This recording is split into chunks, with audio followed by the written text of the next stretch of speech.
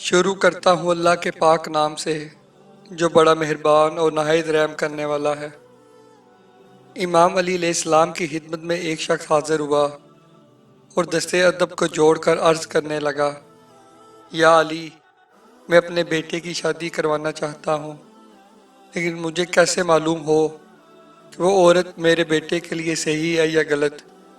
بس اس شخص کا یہ کہنا تھا تو امام علی علیہ السلام نے فرمایا، اے بندہ خدا، یاد رکھنا، اللہ تعالیٰ نے کسی عورت کو برا نہیں کیا، لیکن عورت کی ایک صفت سے بچو۔ تو وہ شخص کہنے لگا، یا علی، وہ کون سی صفت ہے؟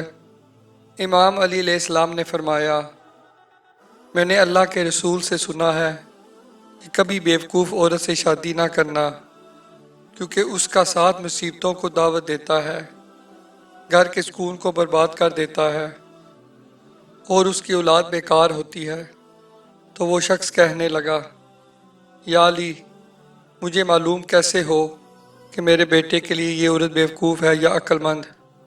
بات جب جہاں تک پہنچی تو امام علی علیہ السلام نے فرمایا، بیوقوف اور عقل مند عورت کی پہچان یہ ہے کہ عقل مند عورت بات سننے کے بعد اسے سمجھ کے پھر جواب دیتی ہے، جبکہ بیوقوف عورت بات سننے سمجھے بغیر ہی جواب دینا شروع کر دیتی ہے۔